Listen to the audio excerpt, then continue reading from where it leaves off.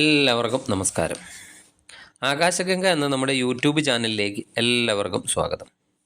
2024 March മാസം പുണർദത്തിൻ്റെ അവസാനത്തെ കാൽഭാഗം പൂയം, ആയില്യം എന്നീ നക്ഷത്രങ്ങൾ വരുന്ന കർക്കിടക കൂറുകാർക്ക് എങ്ങനെയുണ്ട് എന്ന് നോക്കാം. ഞാനിവിടെ പറയുന്നത് മാർച്ച് മാസം ഗ്രഹങ്ങൾ കർക്കിടക കൂറുകാരുടെ വിവിധ ഭാവങ്ങളിൽ ചാരവശാൽ നിൽക്കുമ്പോഴുള്ള ഫലമാണ്.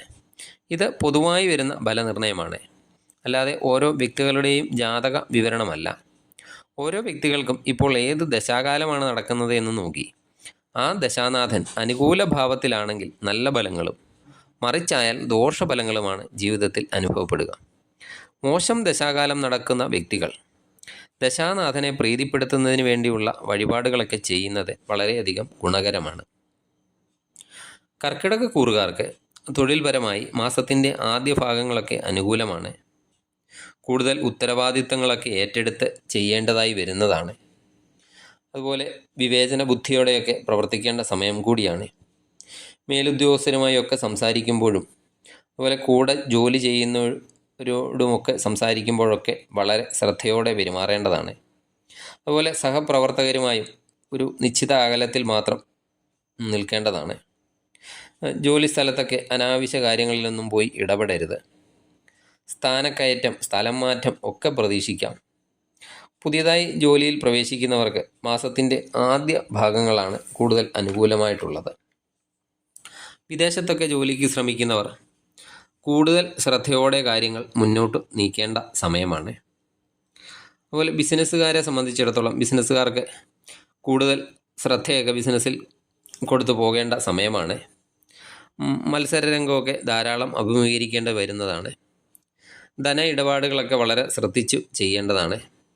പങ്കാളിത്ത ബിസിനസ് ചെയ്യുന്നവരും പങ്കാളിയുമായി വാക്കുതർക്കങ്ങളും മറ്റും ഏർപ്പെടാനുള്ള സാഹചര്യങ്ങൾ ഉണ്ടാകാൻ സാധ്യതയുണ്ട്. അതൊക്കെ ശ്രദ്ധിക്കണം. അതുപോലെ സംസാരത്തിലും മറ്റും വളരെയധികം ശ്രദ്ധിക്കേണ്ട സമയം കൂടിയാണ്. ധനപരമായി നോക്കുകയാണെങ്കിൽ ധനപരമായി അത്ര അനുകൂലമായ സമയമാകില്ല നിങ്ങൾക്ക് മാർച്ച് മാസം. ധനച്ചിലവുകളൊക്കെ ധാരാളം വന്നു ചേരുന്നതാണ്. ലഭിക്കുന്ന പണം കയ്യിൽ നിലനിർത്താൻ കൂടുതൽ പ്രയാസം ഉണ്ടാകുന്ന സമയമാണ്. അപ്രതീക്ഷിതമായ സ്ഥലങ്ങളിൽ നിന്നൊക്കെ ധനസഹായം ലഭിക്കുന്ന മാസം കൂടിയാണ്. അതുപോലെ കടം വാങ്ങുന്നത്, കടം കൊടുക്കുന്നതൊക്കെ അല്പം ശ്രദ്ധിക്കേണ്ടതാണ്. വിദ്യാർത്ഥികളെ സംബന്ധിച്ചിടത്തോളം അവർ പഠനകാര്യത്തിൽ കൂടുതൽ ശ്രദ്ധയും പുലർത്തേണ്ടതാണ്. പരീക്ഷകളിലും മറ്റുമൊക്കെ പങ്കെടുക്കുന്നവർ വീണ്ടും വീണ്ടും പോർഷൻസൊക്കെ വായിച്ച് പഠിക്കേണ്ടതാണ്. പഠനത്തിൽ നിന്നൊക്കെ ശ്രദ്ധ മാറിപ്പോകാനും അനാവശ്യ മടിയൊക്കെ ഉണ്ടാകാനും സാധ്യതയുണ്ട്. വിദേശ പഠനത്തിന് ശ്രമിക്കുന്നവർ നല്ലതുപോലെയൊക്കെ ആലോചിച്ച് വേണം കാര്യങ്ങൾ മുന്നോട്ട് കൊണ്ടുപോകേണ്ടത്. വിവാഹമൊക്കെ പുതിയതായി ആലോചിക്കുന്നവർക്ക് തടസ്സം, താമസം എന്നിവയൊക്കെ ഉണ്ടാകാം. ഭാര്യ ഭർത്താക്കന്മാർ തമ്മിലും കുടുംബാംഗങ്ങൾ തമ്മിലും തർക്കം, തെറ്റിദ്ധാരണയൊക്കെ ഉണ്ടാകാൻ സാധ്യതയുണ്ട്. അതിനാൽ വാക്കുകളൊക്കെ ഉപയോഗിക്കുമ്പോൾ ശ്രദ്ധിക്കേണ്ടതാണ്. കുടുംബത്തിൽ മംഗളകർമ്മങ്ങളൊക്കെ നടക്കാൻ സാധ്യത കാണുന്നുണ്ട്. ശത്രുക്കളുടെ ഉപദ്രവങ്ങളിൽ നിന്നൊക്കെ അത്ഭുതകരമായി രക്ഷപ്പെടാൻ സാധിക്കുന്നതാണ്. അതുപോലെ അരുതാതെ ആർക്കെങ്കിലും കൊടുത്ത വാഗ്ദാനങ്ങളുടെയൊക്കെ പേരിൽ ഉറ്റ സുഹൃത്തുക്കളുമൊക്കെയായിട്ട് പിണങ്ങേണ്ടി വരുന്നതാണ്. ബന്ധുജനങ്ങളുടെ നീരസമായ പെരുമാറ്റം അല്പം മനക്ലേശമൊക്കെ ഉണ്ടാക്കുന്നതാണ്. മറ്റുള്ളവർക്ക് സംശയമുണ്ടാകുന്ന പ്രവർത്തികളിൽ നിന്നൊക്കെ ഒഴിഞ്ഞു മാറി നിൽക്കേണ്ടതാണ്. അതുപോലെ മറ്റുള്ളവരെ സഹായിക്കാനുള്ള താല്പര്യമൊക്കെ നിങ്ങൾക്ക് വർദ്ധിക്കുന്നതാണ്. സ്ത്രീകൾ നിമിത്തം എന്തെങ്കിലുമൊക്കെ ഉപദ്രവങ്ങളും ഉണ്ടായേക്കാം. ആരോഗ്യകാര്യങ്ങളിലും അല്പം ശ്രദ്ധിക്കേണ്ട മാസമാണ്. രക്തസംബന്ധമായി എന്തെങ്കിലുമൊക്കെ അസ്വസ്ഥതകൾ ഉണ്ടായേക്കാം. അഗ്നി, ആയുധം എന്നിവ ഉപയോഗിച്ച് തൊഴിൽ ചെയ്യുന്നവർ അല്പം ശ്രദ്ധിക്കേണ്ട സമയമാണ്. അതുപോലെ വാഹന ഉപയോഗവും ശ്രദ്ധിക്കണം. തൊഴിൽ സ്ഥലത്ത് പ്രത്യേകം ശ്രദ്ധിക്കേണ്ടതാണ്.